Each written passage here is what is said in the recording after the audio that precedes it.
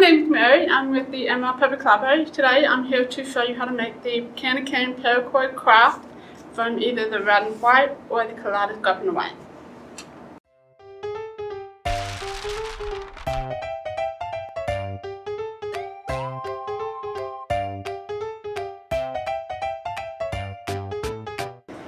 Hi, my name's Mary. We are going to be making the candy cane paracord for the holidays. I found it on Paracord Planet last year and I thought maybe we could try it this year. We're going to be doing it in red or kaleidoscope and with the 95 paracord, and I'll explain in a minute why that's important. You will need a lighter, 16 gauge wire, crafting wire, or you can use 18 gauge. Wire cutters, scissors, a flat object, or a screwdriver. And the reason for that is when you burn the end, you want something to match the ends flat. Some of the paracord videos I've seen use a lighter. I don't like doing that. I'd rather use a screwdriver or something stubborn. 95 paracord of either kaleidoscope or white, or the white and the red, which I don't have with me today. The reason the 95 is important is the 550 that we have done in the past has 7 strands. 95 has 1 strand. So it's smaller, it's compact, easier to work with for a small craft like this. Let's get started.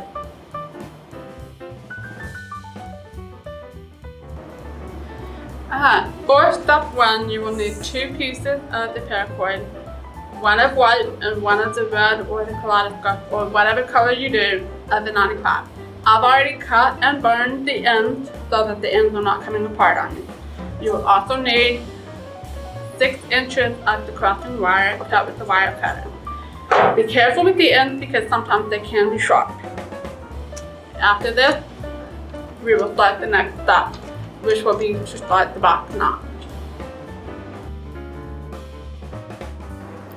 Now that you've got your end burned and cut, we're going to need to find the center of the paracord. And right now you don't need the wire, so let's go ahead and move it out of the way. Once we've found the center, we want to lay it out on the table, or if you're doing this in your hands, it's hard to do, but you can do it. I'm going to go ahead and put the white on top. And let's make sure that's in the center. It is. First thing we're going to do is take the white over the kaleidoscope. Take the kaleidoscope over both whites. The white over both of the kaleidoscopes. And then the kaleidoscope underneath the white. And start pulling the end together.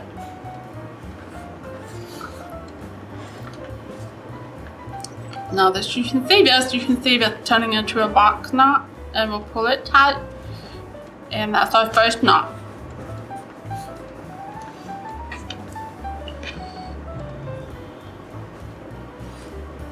Okay, when you're doing this, you want to go in the same direction every time. Otherwise, you will end up with a different pattern, and I'll explain on that one when you can see it later. So we should continue with the pattern.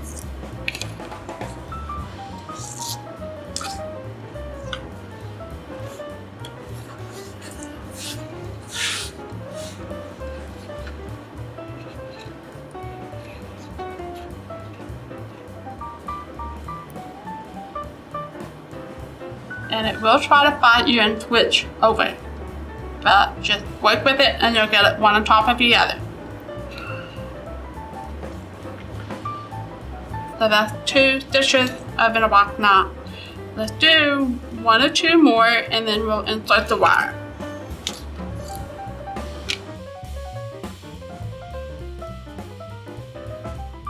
Now you do have to be careful of how you put it in there because you can go the wrong direction, but you will figure it out real quick that it's the wrong direction.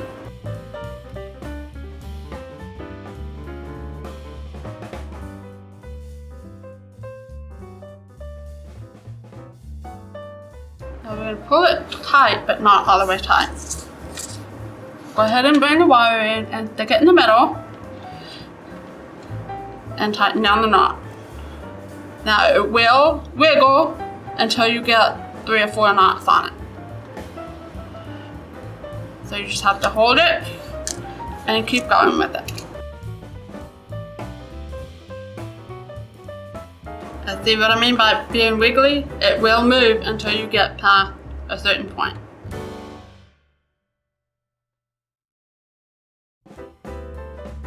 And as you can see, it's not as loose anymore in here. So we'll keep going with this step until we get closer to the end. Now that we have finished the paracord all the way to the top, we're ready to cut it and burn it. So you'll burn the ends after you cut the ends off. Burn it, flatten it with the screwdriver so that the ends are not sticking out. And then you just bend the candy cane and you're done. As you come closer to the end, you might need to push down the wire so that it is inside there if you're running short on paracord.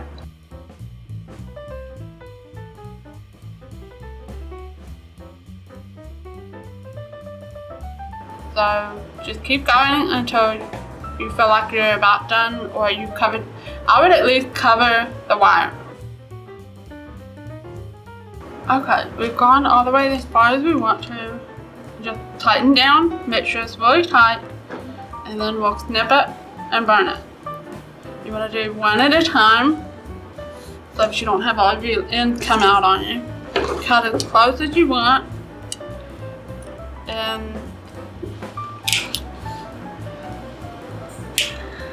burn it and flatten it up against the rest of the knot.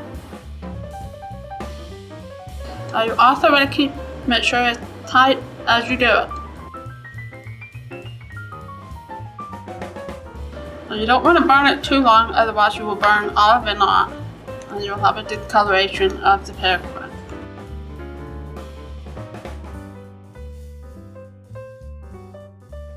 Once we've gotten all of the ends melted and flattened, you can bend it or shape it however you want. Okay, remember when I said to keep going the same direction when you do the paracord? There's a reason for that.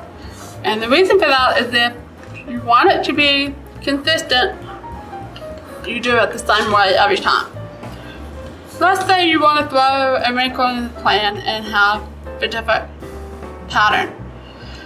If you go in the same way and then you stop and you switch and go a different direction, it will go another direction. So from here to here is one way, here's where I stopped and switched, and then I switch back and I switch again. So if you forget which way you're going, you will see the pattern change with the cord. Okay, now that you've finished the craft, you can bend it into the shape of candy cane. Hang it on a tree, hang it on a wreath, hang it on a Christmas ornament. You can make them either longer or you can make them shorter. This is a longer one and you can give them to friends. Don't forget to like, subscribe, or notify on our page. Have a great day. We'll see you next time.